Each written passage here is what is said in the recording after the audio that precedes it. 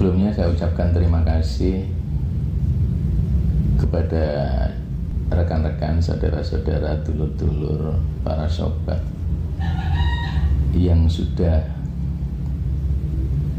sangat-sangat mendukung channel Blank On. Juga terima kasih kepada grup Blank On yang sudah membantu sejauh ini semaksimal jenengan bisa. Kepada para dulur-dulur saya ucapkan terima kasih karena sudah support, karena sudah memberikan kritik, memberikan saran, dan juga mendukung tetap berjalan channel Blank On ini. Semoga kami, saya khususnya dan teman-teman grup Blank On ini bisa menyuguhkan video-video yang lebih baik dan semakin lebih baik. Terima kasih juga pada teman-teman yang sering memberikan ide-ide pada saya. Apapun yang kita yakini, semoga itu bermanfaat bagi diri kita, bermanfaat untuk orang lain, tidak menimbulkan kegaduhan, tidak menimbulkan kebingungan bagi orang lain, dan kita bisa mendapatkan pesan sastra yang semestinya dari tulisan-tulisan para sastrawan. Semoga kita mendapatkan hikmah, pesan yang pantas menurut kemampuan kita menganalisa. Tujuan saya semata-mata agar kita tidak terbelenggu oleh ilusi, delusi, khususnya saya pribadi, agar saya terbebas dari ilusi dan delusi yang selama ini kerap kali itu menghimpit akal pikiran kita. Sehingga dengan delusi dan ilusi ini kita diam, kita berhenti, kita tidak berkembang, kita tidak menganalisa lebih jauh, kita tidak menggali lebih dalam, khususnya menggali lebih dalam untuk diri kita. Salam Blank On, harmoni bagi semesta.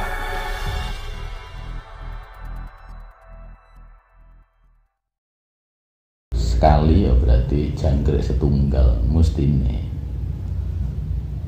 Nek krik-krik jangkrik kalih.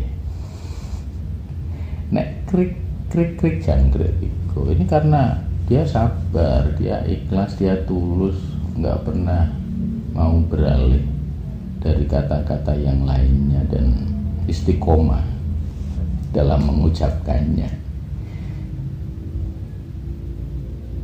Maka dikatakan jangkrik genggong, jangkrik yang sering mengatakan sesuatu berulang-ulang dengan sabar, ikhlas, dan tulus. Oke, kita kembali pada noyo genggong. Noyo genggong, bila genggong itu diartikan kata yang berulang-ulang, berarti noyo genggong seorang abdi atau abdi yang sering mengulang-ulang kata. Apa bisa dikatakan cerewet? Atau iso dikatakan apa namanya selain cerewet itu? Ini guyon lho ya, guyon. Saya ingin jenengan tertawa, saya ingin jenengan bahagia, saya ingin jenengan tersenyum. Ya mbuh cara kundabra. Sakarepku sing penting jenengan iso guyu. Nah, seseorang yang mengatakan sesuatu berulang-ulang, kalau boleh dikatakan cerewet, ini kan bahasa Surabaya niku cerewet itu atau banyak bicara. Ku jenenge kacang. Nah, Surabaya kacang bahasa programnya. Kacang apa? Kakek cangkem. Ya, kakek cangkem. Itu kayak aku. Tapi aku karo noyo genggong beda. Nek noyo genggong iki kacang, aku kacang kapri. Kakek cangkem dan kakek peringisan. Kalau kita sudah melihat secara bahasa dari sebuah kata, kemudian kita terjemahkan pada bahasa yang sering kita gunakan, maka di situ terlihat sebuah kata atau sebuah kalimat yang sudah tidak asing lagi. Kunci ilmu dan kata yang berulang. Ini sebuah kalimat yang ada di dalam kehidupan kita sehari-hari. Nek sabdo palon noyo genggong, sing orang ngerti secara terjemahannya ya asing gitu. Nek wis ketemu kunci ilmu, kunci kalimat, satunya abdi yang sering mengulang-ulang kata. Jadi kembali, apabila kita merujuk pada pendapat yang mengatakan bahwa Sabdo Palonoyo Genggong itu hanyalah tokoh fiktif atau tokoh yang dikarang oleh penulis pada zaman itu, berarti kan Sabdo Palonoyo Genggong ini ingin dijadikan sebuah pesan dalam bentuk kata untuk para pembacanya pada saat itu hingga setelahnya sampai saat ini.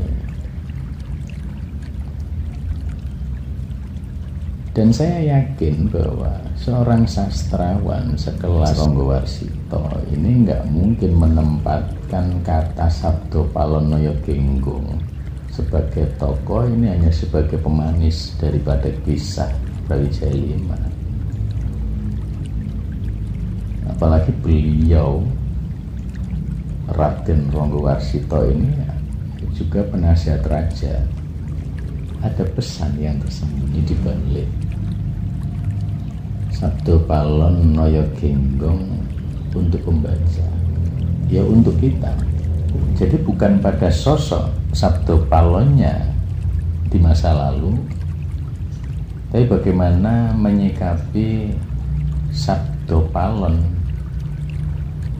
di masa kini. Kalau boleh, jikalau Sabdo Palon ini kita tarik dalam kehidupan kita sehari-hari, kita jadikan Sabdo Palon itu adalah diri kita, bagian dari diri kita. Mungkin pesan yang ingin disampaikan oleh Ronggo Warsito seperti ini. Ini misal ya, Sabdo Palon Noyo Genggong, Sabdo Palon. Katakanlah ada sebuah kata jelek, buruk, tidak baik. Apabila kata ini diwujudkan dalam bentuk perilaku, maka kata baik, kata buruk, kata jelek, kata tidak baik ini akan menghasilkan sesuatu yang tidak baik untuk diri kita dan kemungkinan juga tidak baik untuk orang lain.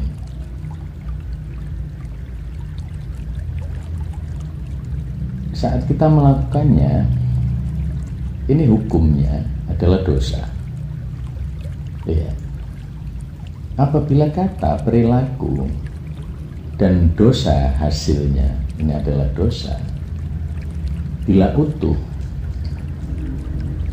secara kata, perilakunya, dan kemudian hasilnya tadi kita masukkan di dalam otak bawah sadar kita, sabda ini, kata ini kita masukkan ke dalam otak bawah sadar kita, kemudian kita kunci, kita yakini sebagai Sabdo Palon.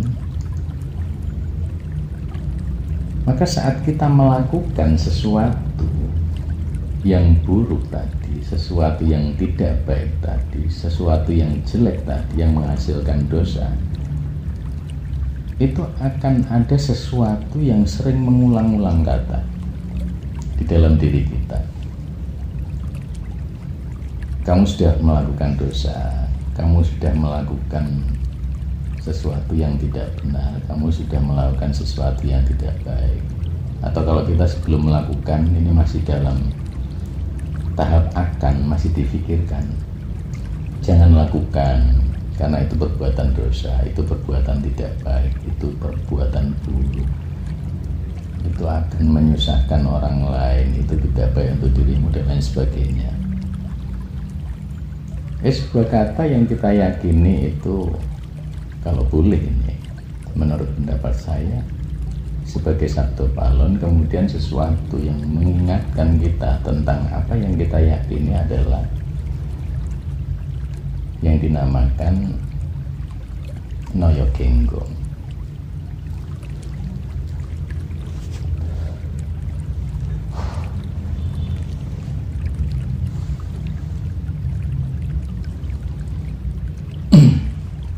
Atau ini hanya istilah yang memang dibuat seperti itu oleh Ronggo Warsito, atau memang ini sebuah kata yang dibuat oleh Ronggo Warsito yang memang secara istilah diperuntukkan oleh orang-orang yang memiliki derajat kemuliaan tertentu,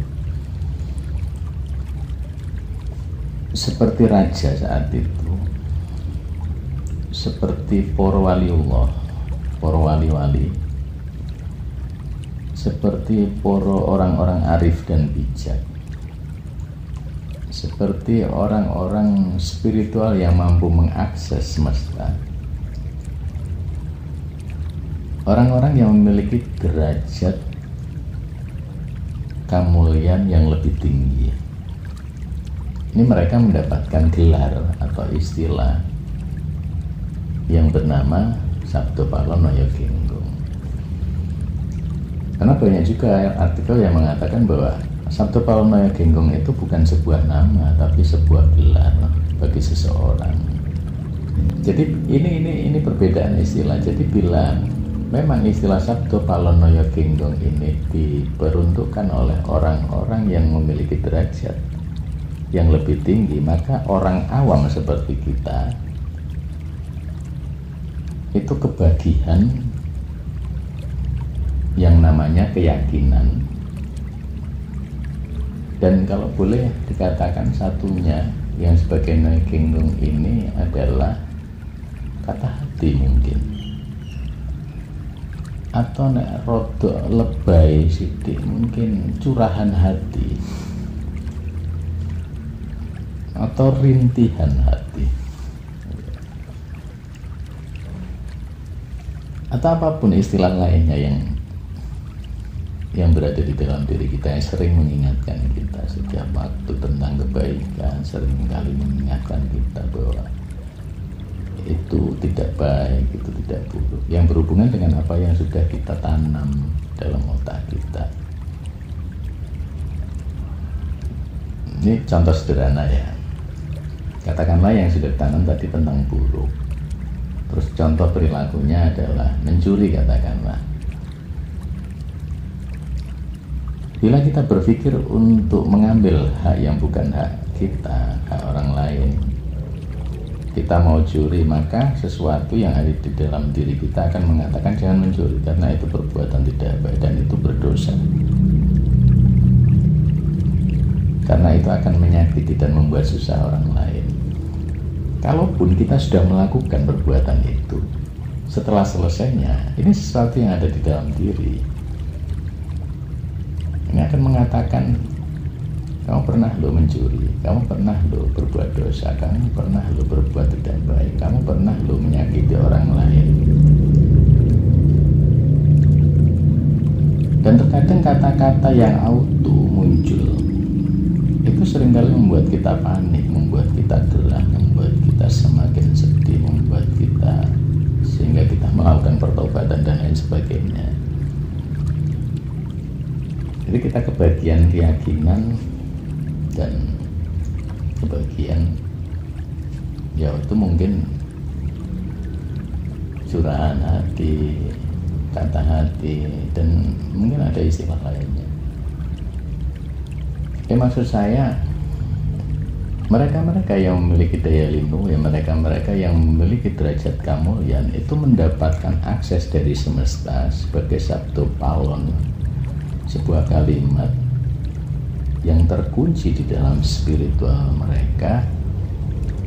Kemudian secara outputnya mereka akan mengatakan sesuatu atau sabdo kepada orang-orang di sekelilingnya, yang bisa menjadikan orang-orang di sekelilingnya percaya, yang bisa menjadikan orang-orang di sekelilingnya yakin,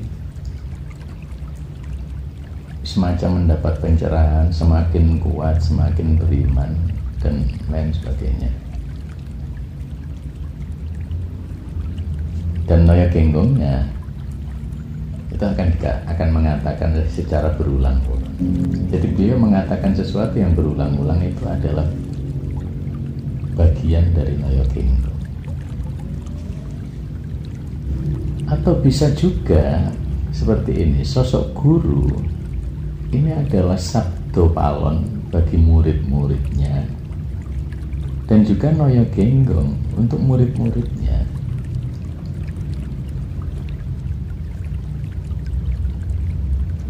Apa yang guru katakan ini bisa memberikan pencerahan pada murid-muridnya. Apa yang guru katakan ini bisa membuat muridnya menjadi semakin beriman, semakin yakin, semakin lebih baik. Dan murid-murid percaya pada sosok guru tersebut. Sebagai Noya Genggongnya, ini guru akan mengatakan sesuatu yang berhubungan dengan muridnya, yang tentunya untuk kebaikan muridnya. Ini akan berulang-ulang terus-menerus, nggak peduli seperti apapun muridnya. Dia akan katakan tentang kebaikan, dia akan katakan tentang kebenaran, dia akan katakan tentang sesuatu yang bisa membuat muridnya ini semakin lebih baik. Bila kita mengarah kepada abdi, sosok guru ini selain sebagai raja, sosok guru ini juga seorang penasihat. Selain sebagai raja yang terkadang memaksakan pendapatnya kepada murid-muridnya, beliau juga seorang penasihat yang sering mengulang-ulang sesuatu agar murid-muridnya lebih baik dan lebih baik. Jadi selain sebagai raja, untuk muridnya juga sebagai penasihat bagi muridnya. Bila Noya Genggong abdi,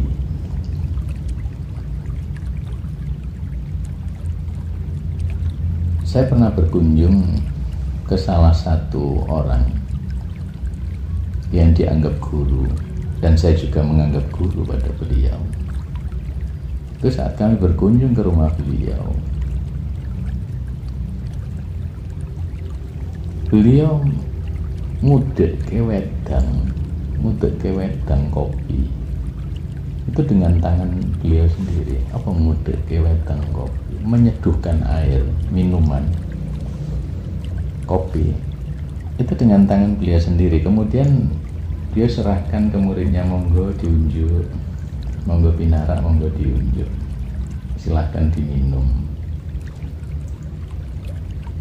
dinikmati dengan santai. Padahal mestinya murid-muridnya bisa melakukan itu, tapi beliau nggak mau. Beliau tetap seduhkan sendiri air itu, kemudian diserahkan sendiri pada muridnya.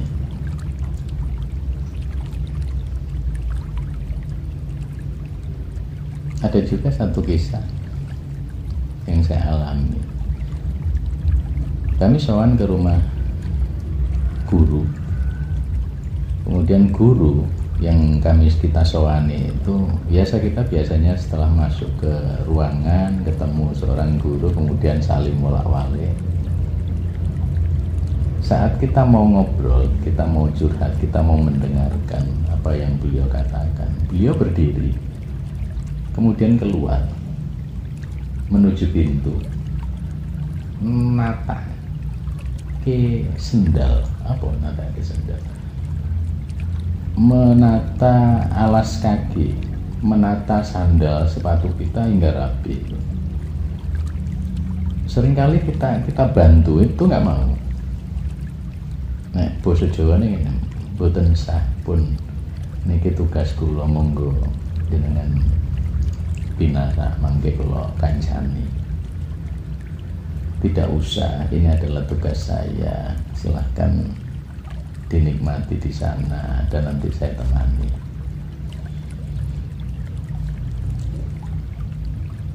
Ada loh guru yang seperti itu. Jadi saya berpendapat bahwa sosok guru ini juga selain sebagai sabdo palon, ya beliau auto noyo genggong. Menurut saya begitu. Ya mungkin ini istilah yang saya sebutkan tadi, ini istilah sabdo palon noyo genggong ini diperuntukkan untuk sosok guru spiritual, sosok sekelas para waliullah, raja-raja waktu itu, penasihat-penasihat bijak dan arif, dan kita kebagian keyakinan dan curahan hati. Ya, kembali ke diri kita. Bila kita kebagian daripada keyakinan, bila mendapatkan pengetahuan, mendapatkan sabda, mendapatkan kalimat, mendapatkan kata langsung dari semesta, kemudian secara spiritual beliau yakini. Dan kita, kenapa kebagian keyakinan? Karena kita mendapatkan kata, kalimat atau sabda ini dari sosok yang seperti beliau ini. Jadi kita dengarkan kalimat dan kata beliau tentang sesuatu, kemudian kita yakini. Dan yang di dalam, yang istilah noyo genggong tadi, ini sering mengingatkan kita tentang kata, sabda atau kalimat tersebut. Itu pendapat saya yang itu sumbangsih saya secara pemikiran sederhana saya. Jadi kalau ada pertanyaan seperti yang di awal tadi, siapakah Sabdo Palon Noyo Genggong? Ya, itu pendapat saya. Lalu apakah Sabdo Palon Noyo Genggong itu nyata secara ketokohan atau hanyalah tokoh imajiner? Ya saya kembalikan kepada dulur-dulur, saya kembalikan kepada jenengan semua. Monggo jenengan meyakini yang mana. Kalau jenengan meyakini yang nyata, ya monggo, meyakini yang imajiner, ya monggo. Apapun yang kita yakini, semoga itu bermanfaat bagi diri kita, bermanfaat untuk orang lain, tidak menimbulkan kegaduhan, tidak menimbulkan kebingungan bagi orang lain. Dan kita bisa mendapatkan pesan sastra yang semestinya dari tulisan-tulisan para sastrawan, yang khususnya tulisan-tulisan dari Raden Ronggo Warsito. Semoga kita mendapatkan hikmah, pesan yang pantas menurut kemampuan kita menganalisa.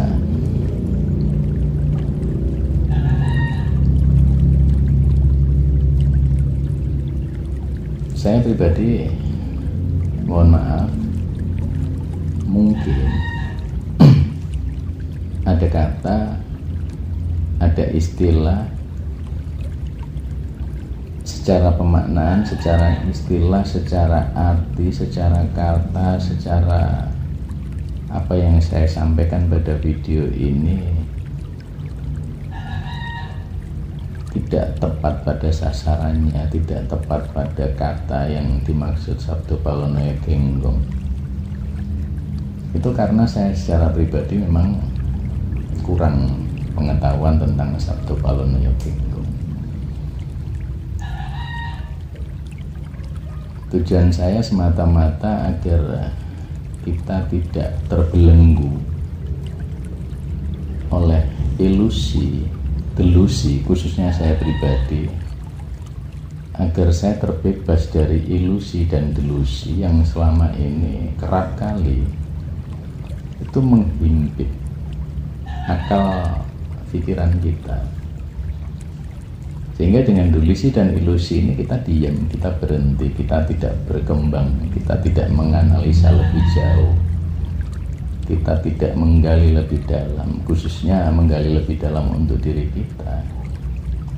Kita nggak menggali sejarah untuk kebaikan kita dan kebaikan lingkungan kita. Justru kita berhenti cuman pada cerita sejarahnya.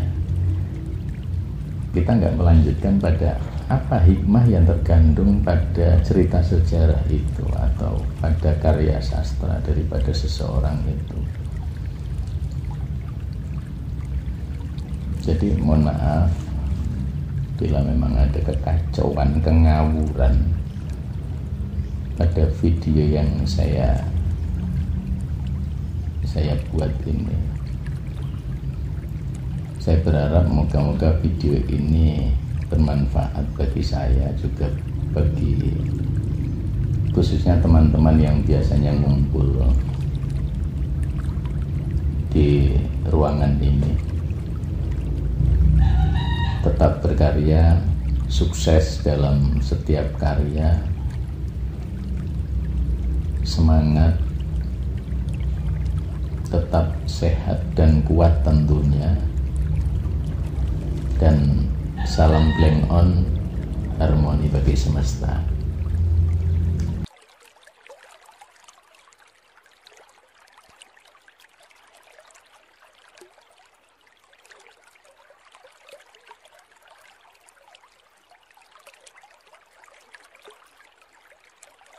Salam Blank On, harmoni bagi semesta.